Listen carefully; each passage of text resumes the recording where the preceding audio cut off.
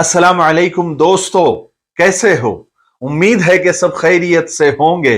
अल्लाह आप लोगों को ऐसे ही खुश रखे। कल ईद का दिन है, खुशी का दिन है। सारे गम भुलाकर हम ईद मनाएं, खुशियां मनाएं। लेकिन एक बात याद रखें, हम ईमान वाले हैं। हमारी हर खुशी हर गम सिर्फ अल्लाह के लिए होती है। हम गम में भी अल्लाह को नहीं भूल सकते और खुशी में भी अल्लाह उसके रसूल को नहीं भूल सकते। हमें हर काम में अल्लाह के रसूल सल्लल्लाहु अलैहि वसल्लम की सुन्नतों के मुताबिक अमल करना होता है। आज मैं आपको ईद की छोटी मोटी हल्की फुल्की ईद की सुन्नतें बताऊंगा, जिस पर हम सबको अमल करना है और दूसरों को भी बताना है। सबसे पहले हमें गुस्ल करना है और गुस्ल में मिसवाक जरूर करना है और वजू भी करना है।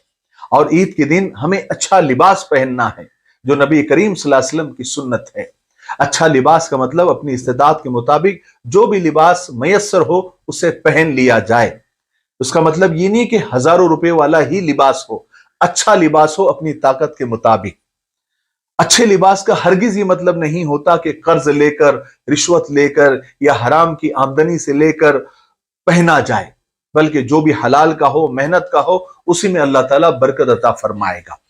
फिर हमें खुशबू लगाना है, फिर शरीयत के मुताबिक सजना संवरना भी है, और फिर जरूरिया से फारिग होकर जल्द ईदगाह पहुंच जाना है, इसकी फिक्र करनी है। और ईद की नमाज को जाने से पहले कुछ मीठी चीज जरूर खाना है, चाहे फिर खजूर क्यों ना हो। ताक अदद में खाए, 1, 3, 5, 7 जितने भी आप खा सकते हैं। और ईद की नमाज को जाने से पहले सदका फित्र जरूर अदा कर दे। और फजर की नमाज महल्ले की मस्जिद में आपको जरूर अदा करना है। और कोशिश करें कि पैदल ईदगाह जाए और ईदगाह के लिए जाते हुए एक रास्ते से जाए और दूसरे रास्ते से वापस आए, इसका भी आपको ख्याल रखना है। यह भी एक सुन्नत है। रास्ते से जाते वक्त तकबीर तशरीक का विर्द करते हुए जाना है। तकबीर तशरीक क्या है? अल्लाहु अकबर, अल्लाहु अकबर, ला इलाहा इल्लल्लाहु वल्लाहु अकबर, अल्लाहु अकबर वलिल्लाहिल हम्द। और ईद की नमाज के बाद ईद की मुबारकबाद देने में कोई हर्ज नहीं है, बल्कि अच्छी बात है। नबी करीम सल्लल्लाहु अलैहि वसल्लम से और सहाबा से यह अमल साबित है। मुबारकबाद देते हुए तक़ब्बलल्लाहु मिन्ना व मिनक ये बोला जाए और जवाब में सामने वाला नाम तक़ब्बलल्लाहु मिन्ना व मिन कहें। ईद उल फित्र की नमाज असल में ईद की जो नमाज है, ईद उल अज़हा और ईद उल फित्र, ये साल में 2 मरतबा आती है। हम 5 वक्त की नमाज रोजाना पढ़ते हैं तो भी उसमें सहव हो जाता है, गलती हो जाती है। और ये ईद की नमाज तो साल में 2 मरतबा होती है, तो जाहिर है कि इसमें थोड़ा सा निस्यान हो जाता है, इंसान कुछ भूल जाता है, क्योंकि इसमें 6 जायद तकबीरें भी है। इसलिए हम हर साल नमाज के तरीके को दोहरा देते हैं। आज भी हम आपको नमाज का तरीका बता देते हैं। सबसे पहले तो हम खड़े वक्त यानी खड़े होते हुए ये नियत कर ले कि मैं नियत करता हूं ईद उल फित्र की 2 रकात वाजिब नमाज की 6 जायद तकबीरों के साथ। फिर आपको अल्लाहु अकबर कहकर नियत बांध लेनी है। फिर आपको सना पढ़ना है, सुब्हानक अल्लाहुम्मा व बिहम्दिका व तबारक अस्मुका व तआला जद्दुका व ला इलाहा गैरुक। फिर उसके बाद आपको 2 मरतबा तकबीर कहनी है, और यानी तकबीर ऐसे कहनी है कि अल्लाहु अकबर कहकर कानों तक हाथ उठाए और छोड़ दे, फिर अल्लाहु अकबर कहकर कानों तक हाथ उठाए और छोड़ दे, और तीसरी तकबीर में भी अल्लाहु अकबर कहकर आप हाथ बांध ले, अब छोड़े नहीं। ठीक है, तो ये 3 तकबीरें जायद इसमें हो जाती है। फिर हमको सूरह फातिहा पढ़नी है, या फिर इमाम पढ़ेगा सूरह फातिहा, हमको सुनना है। फिर कोई सूरत पढ़ेगा, फिर उसके बाद रुकू होगा, सजदा होगा, और उसके बाद दूसरी रकात के लिए इमाम खड़ा हो जाएगा, या आप भी पढ़ा रहे हो वगैरह, जो भी आप समझ ले इसको। तो फिर इमाम सूरह फातिहा पढ़ेगा, फिर कोई सूरत पढ़ेगा।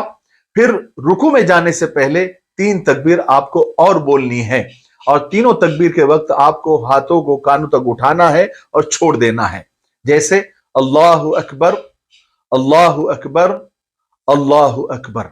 और चौथी तकबीर में आपको रुकू कर लेना है। उसके बाद इमाम रुकू करेगा, सजदा करेगा, कायदा करेगा और सलाम फेर देगा। उसके बाद फिर खुतबा होता है। खुतबे को खामोशी से सुनना है, खुतबे के वक्त बातें नहीं करनी है और ना किसी को खामोश कराना है, बल्कि सबका काम यह है कि वो खामोश रहे और खामोशी के साथ खुतबा सुने। फिर खुतबे के बाद दुआएं होती है और ईद के दिन दुआएं कबूल होती है, क्योंकि बंदा और बंदिया महीना भर रोजा रखते हैं, मुजाहिदा करते हैं, और ईद का दिन इनाम का दिन होता है। यानी एक मजदूर महीना भर मजदूरी करता है और फिर उसके यानी एक दिन उसके मजदूरी लेने का होता है। ऐसे ही अल्लाह के बंदे और बंदियां महीने भर रोजा रखती है और ईद का दिन अल्लाह से लेने का होता है। इसलिए अल्लाह तबारक व तआला अपनी इज्जत की, अपनी अजमत की, अपने जलाल की कसम खाकर कहता है कि ईद के दिन जो भी दुआएं की जाती है वो कबूल होती है। तो हम दुआएं करें, इमाम के साथ इज्तिमाई दुआ करें, अकेले में भी दुआ करें, और इंशाअल्लाह अल्लाह की जात से पूरी उम्मीद है कि वो दुआएं ईद के दिन जरूर कबूल करता है।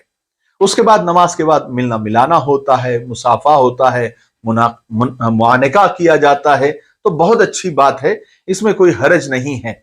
बहुत सारे लोग इसमें भी हलाल और हराम करते हैं, लेकिन मुसाफा करने में और मुआनका करने में कोई हरज नहीं है, अच्छी बात है। बस आखिर में ये कहना चाहूंगा कि हालात को देखते हुए, आजकल हमारे मुल्क के हालात को देखते हुए, ईद के बाद सड़कों पर कोई हुल्लड़बाजी ना हो, कोई हंगामा ना हो।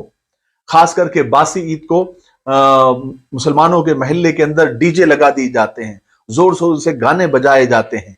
डीजे का और लाउड स्पीकर का इस्लाम से कोई ताल्लुक नहीं है। हमारा हर काम अल्लाह के रसूल सल्लल्लाहु अलैहि वसल्लम के सुन्नत के मुताबिक होना चाहिए।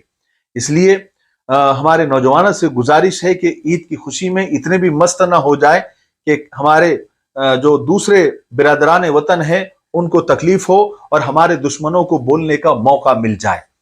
जैसे ईद की खुशी में नौजवान लड़के रास्तों पर स्पीड में गाड़ी चलाते हैं, बाइक स्टंट करते हैं, है ना, ये सब न करे, ये सब गलत काम है। हमारा ईद का कोई गलत मैसेज दूसरी कौमों तक नहीं जाना चाहिए, बल्कि मोमिन का हर अमल दावत होता है, हमारा हर काम लोगों के लिए दावत होता है।